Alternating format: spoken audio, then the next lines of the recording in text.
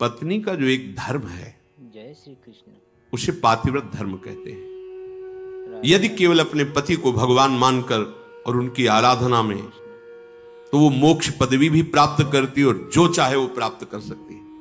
पातिव्रत धर्म में बड़ी भारी सामर्थ्य है। राधे राधे। सच्चाई की परीक्षा तो तभी होती है जब विपत्ति आती है। तुम धैर्यवान हो, तुम धर्म आत्मा हो, तुम हमारे मित्र हो या तुम हमारे अर्धांगिनी हो, इसका परिचय तो तभी मिलता है जब विपत्ति हो। अर्थात मित्र विपत्ति में हो तो उस समय उसे छोड़ना नहीं चाहिए। तुम विपत्ति में हो तो धर्म नहीं छोड़ना चाहिए, धैर्य नहीं छोड़ना चाहिए।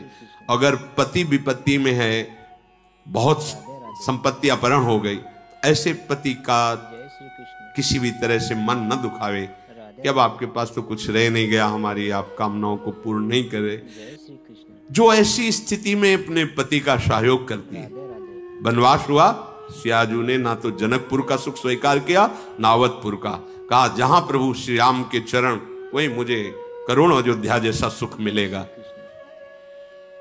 यदि कोई स्त्री अपने पति का किसी कारणवश अपमान, धन नहीं है, उतना विद्वान नहीं, उतना ज्ञान नहीं, और तुम्हारे ही कर्मवश तो तुम्हारा पति बना है, उसका अपमान, पातिव्रत धर्म की यहां चर्चा करें। क्योंकि सबसे बड़ी पतिव्रताओं में शिरोमणि हैं श्री अनुसुईया जी, जिन्होंने भगवान हरि, हर और ब्रह्मा को 6-6 महीने के बालक बना दिया अपने पातिव्रत धर्म से। वो कह रहे हैं कि पति का अपमान न करे, अपने भगवान के समान समझे। यहां पातिव्रत धर्म की चर्चा प्रपंच की नहीं, बात यहां बहुत अध्यात्म की चरम ऊंचाई की बात करें अनुसुईया जी, इसको लौकिक में घसीटोगे ना तो ये तर्क वितर्क सब। जालंधर राक्षस और वृंदा सती परम पवित्र चिदानंद भगवान को पति वरण करने के लिए तपस्या कर रही। देवर्षि नारद जी आए, तुम्हारा क्या उद्देश्य है? तो वृंदा ने कहा हमारा उद्देश्य है भगवान श्री हरि को पति रूप में प्राप्त करना। तो उनका पहले तुम्हारे पातिव्रत धर्म की परीक्षा होगी, तुम एक निष्ठ हो कि नहीं, तो आज्ञा कीजिए। उनका जालंधर को पति रूप में स्वीकार करके और पातिव्रत धर्म को आप प्रमाणित कीजिए, नारायण तुम्हें पति रूप में प्राप्त हो जाएंगे। कोई भी बड़े से बड़ा देवता जालंधर का बाल बांका भी नहीं कर पाया। क्यों? क्योंकि सती अपने सतीत्व में सब देवताओं ने विनय की कि वैसे आराधना तो आप ही को पति रूप में प्राप्त करने की थी, नाथ आप स्वीकार कीजिए, नहीं तो जालंधर का आतंक, राक्षस और पतिव्रता वृंदा, वही तुलसी जी के रूप में और शालिग्राम के रूप में श्री हरि। आज भी उनको ब्याह किया जाता है, पूजन किया जाता है, तुलसी जी चढ़ाई जाती। जब हम किसी को इष्ट मान लेते हैं तो उसमें दोष दृष्टि नहीं होती, और जब हमें प्यार होता है ना तो उसका दोष भी गुण ही नजर आता है। और सच्ची बात है कि सबके हृदय में भगवान बैठे। यदि हमारी निष्ठा है तो तुम हिल नहीं सकते, हमारी निष्ठा के विपरीत नहीं चल सकते। जब भगवान नहीं चल पाते तो तुम तो इंसान हो। हमारा क्या होता है कि हम दूसरों के तो दोष फटाक से बोल देंगे, बैक में आप दृष्टि घुमाओ अपने ऊपर, तब लगेगा वो तो कम है। अगर हमारी बात खुल जाए बहुत ही हम गलत हैं। संत सदैव सत्य स्वभाव वाले साधक उपासक बाहर नहीं देखते, अपने अंदर देखते। अपने दोषों को मिटा दो तो बाहर केवल भगवान या दूसरा कोई है ही नहीं। गृहस्थी में स्त्री शरीर पुरुष शरीर धारण की, इनको भगवत प्राप्ति का सहज उपाय बता रहे। जो घर परिवार में रह रही, अपने पति में भगवान की भावना करना, मेरे पति ही मेरे भगवान हैं, ऐसी भावना से आठों पहर उनकी आज्ञा में रहना। जैसे कोई प्रश्न कर सकता है कि अगर पति ही दुराचारी हो तो शास्त्रों में वर्णन किया गया है कि आप अपने भाव रखिए और फिर विधान जैसा होगा अपने आप दूरी बना दे, क्योंकि आप और आपके पति के बीच में भगवान का भाव है ना, वो संभाल लेंगे, वो आपको बचा लेंगे, वो आपको दूर कर देंगे। ऐसा भी हो सकता है। अलग अलग मायाकृत रूप है और आंतरिक भाव में जाएंगे जब विचार पे, तो आपके ही कर्म का फल भुगताने के लिए ऐसा स्वभाव वाला पति दिया गया है, ऐसी भावना।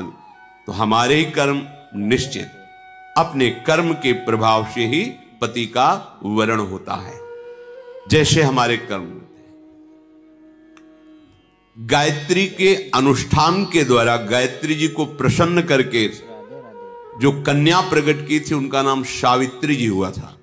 बहुत ही तेजस्विनी राजकुमारी थी। जब वर वरण की बात आई तो उनके पिता ने आदेश किया कि तुम स्वयं घूमो मृत्युलोक में और जो तुम्हें वर पसंद आएगा उसके साथ ब्याह कर देंगे। मंत्री और विशाल सेना साथ और राजकुमारी वर वरण के लिए स्वयं तुम देखो। जय श्री कृष्ण। बहुत राजकुमारों को देखा, राधे राधे। मन में ही नहीं आया।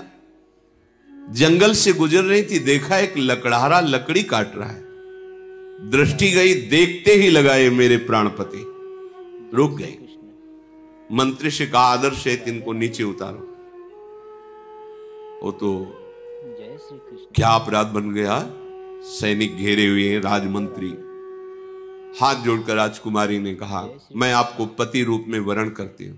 राधे उनका आप नेत्र हैं आपके, आप देख पा रहे हैं मैं कौन हूं। लकड़ी काट के बेचता हूं और अपने माता पिता की सेवा करता हूं। मेरे पास रहने का ठिकाना नहीं, खाने का। और आपका राज वैभव का प्रभु, मैं राज वैभव को पति नहीं बना रही हूं, आपको पति रूप से वरण। मेरा मन मान गया है, मेरा मन राजी हो गया है आपको देख के, आपके सौंदर्य को, आपके गुण को, आपके घर को, आपके वैभव को देखकर मैं पति नहीं बना रही, मेरा मन मान गया है। राधे राधे। आपके माता पिता कहाँ हैं? बोले जंगल में एक झोपड़ी में विराजमान है। राधे राधे। ठीक, पूरी जानकारी ली, वापस लौट। जब वापस गए तो वहां बैठे हुए थे देवर्षि नारद जी। राधे राधे। आओ बेटी। जय श्री कृष्ण। राजा ने कहा वर वरण किया? हाँ। राधे राधे। पूरी बात बताई। देवर्षि नारद जी ने कहा नहीं नहीं नहीं, गलत हो गया। राधे राधे। तो बोले आप यही देख के तो कह रहे होंगे ना कि घर नहीं है, संपत्ति नहीं है, तुम राजकुमारी हो, कैसे निर्वाह होगा। ये सब मैं जान रही हूं, नहीं है उनके पास। बोले नहीं, एक बात और है, वो ज्यादा दिन जीवित नहीं रहेंगे। 1 वर्ष में उनकी मृत्यु का योग है, वो मर जाएंगे। बहुत है, ये देखो निष्ठा देखो, बहुत है 1 वर्ष। अगर मैं एक दिन भी उनके नाम का सुहाग भरने को पा गई तो आज जीवन निर्वाह कर जाऊंगी उनके लिए। नारद जी बहुत प्रसन्न। उन्होंने कहा एक बार जिसका वरण कर लिया बस। जैसे मां भगवती पार्वती जी ने सप्त ऋषियों को जवाब दिया था, तुम एक बार की बात कहते हो, करोड़ों बार जन्म लूंगी और तपस्या करूंगी। जय श्री कृष्ण। वो वर के रूप में वरण करूंगी तो महादेव को ही वरण करूंगी। मान गए आपकी बात पर, मेरा मन रम गया है शिव में, करोड़ बार जन्म लूंगी लेकिन महादेव को ही वरण करूं। जय श्री कृष्ण। सावित्री जी का ब्याह हुआ। राधे राधे। पिता ने अपार वैभव, वही अकेले थे, जय श्री बिल्कुल एक भी सुख नहीं लिया। नहीं, मेरे पतिदेव के ही सुख में सुखी रहूंगी, आपका कुछ भी दहेज, कोई भी एक वस्तु स्वीकार नहीं करूंगी। बहुत सत्यवान जी प्रसन्न हुए, उनका नाम सत्यवान था। और कहा प्रिय, पता नहीं किस पुण्य और सौभाग्य से तुम्हारी जैसी हमें पत्नी मिली। वैसे मैं भी एक राजकुमार हूं, मेरे राज्य का अपहरण कर लिया गया वैरी राजाओं ने। मेरे माता पिता वयोवृद्ध थे, राधे राधे। उनको लेकर मैं जंगल भाग आया हूं और वास कर रहा हूं।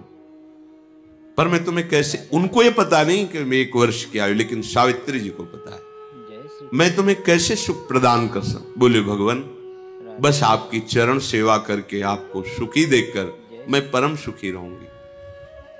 राधे राधे। सुबह वो लकड़ी काटने के लिए चले, वो साथ चले। उनका नहीं, हमारे माता पिता की सेवा में रहो, जो आज्ञा। और वो जिस दिन से ब्याह हुआ था उस दिन से तिथि गिनना प्रारंभ कर दी। धीरे धीरे जब कुछ महीने व्यतीत हुए उन्होंने अन्न छोड़ दिया। राधे राधे। सत्यवान ने पूछा क्यों? बोले हमारी कुछ मन में ऐसी कामना है कि मैं नियम पूर्वक रहूं।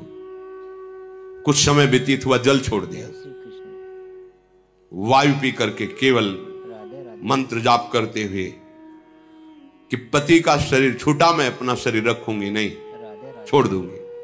और जब वो तिथि आई उनका, आज भगवान मेरी इच्छा है कि आपके साथ में वन में चलूं। राधे राधे। तो नहीं माता पिता, आज तक आज्ञा मानी, केवल एक दिन, आज केवल, फिर राधे राधे। जैसी आपकी आज्ञा होगी, पर आज आपकी आज्ञा उल्लंघन करूंगी और आपके साथ चलूं। उनको पता था आज आखिरी दिन है, सत्यवान को पता नहीं था। गए, चलो तुमने पहली इच्छा प्रकट की है, अभी तक कोई इच्छा ही नहीं प्रकट की थी, और वो भी इच्छा अपने पति के अंतिम दर्शन और वही प्राण त्यागना, निश्चय इनका यही था।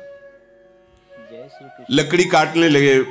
बोले सावित्री ऐसा लग रहा है मेरा सर फट रहा है। बोले भगवान नीचे आ जाइए, समझ गए, आप लेटिए। सर को अपनी गोद पे रखा, जय मंत्र चल रहा है, राधे शांत, देखती कौन आता है और मेरे पति का स्पर्श करता है। यमदूतों की तो सामर्थ्य नहीं, साक्षात धर्मराज है, यमराज रूप में नहीं, धर्मराज के रूप में। उनके दो रूप हैं। पापियों के लिए ये भयानक यम रूप, जो यमदूत पहुंचते हैं, महान दंड देते हैं। लेकिन जो धर्मात्मा पुरुष होते हैं, जिनसे पाप और धर्म दोनों, फिर वो उनके लिए थोड़ी सुविधा होती है। और जो धर्मात्मा पुरुष होते हैं वह साक्षात धर्मराज पहुंचते हैं। लेकिन जहां भक्त होते हैं वहां भगवत पार्षद पहुंचते हैं, ऐसे नहीं। राधे राधे। और यहां तो भगवत पार्षदों का भी प्रवेश नहीं। देखा सामने धर्मराज, राधे राधे। मंत्र का प्रभाव, मूर्तिमान धर्मराज सामने। जय श्री उनका बेटी तुम्हें धैर्य धारण करना होगा। वो मूर्छित हो गए सत्यवान। उनके आते ही जय श्री कृष्ण। प्रक्रिया है प्राण घसीटने की, राधे राधे। मूर्छा गए। तो उनका भगवान जय श्री ये मेरे पति हैं, राधे राधे। आप प्राण ले लो और देह की रक्षा करो, ऐसा कैसे हो सकता है? ये हमारे प्राण हैं। तो उनका समय तो पूरा हो गया, मैं तुम्हारे पति को सूक्ष्म शरीर में यातना देह में लेकर अब जा रहा हूं। बोले आप अपना काम कीजिए राधे राधे। और मैं अपने धर्म का निर्वाह करूंगी। जय श्री कृष्ण। खींचा सूक्ष्म प्राणों को, बंधन से बांधा, यमपाश से चल पड़े। सावित्री जी मंत्र बल से पीछे चल पड़े। राधे राधे। कंकन किंकिनी की झनकार तो पीछे मुड़ के, उनका बेटी असंभव है, मृत्यु होने के बाद जीव को अपने कर्मों का फल भोगना ही पड़ता है। वो किसी का साथ निर्वाह नहीं कर सकता। तुम वापस चली जाओ। उनका आप अपने कर्तव्य का पालन करें, हम अपने कर्तव्य का पालन करते। का तुम्हारे पति प्रेम को देख करके जय श्री कृष्ण। हमारे हृदय में उत्साह हो रहा है। तुम वरदान मांगो, राधे राधे। केवल सत्यवान के प्राणों को छोड़कर, जय श्री इस जीवात्मा को छोड़कर तुम कोई भी वरदान मांगो। उनका सुना है हमारे सास ससुर राजा थे, कृष्ण।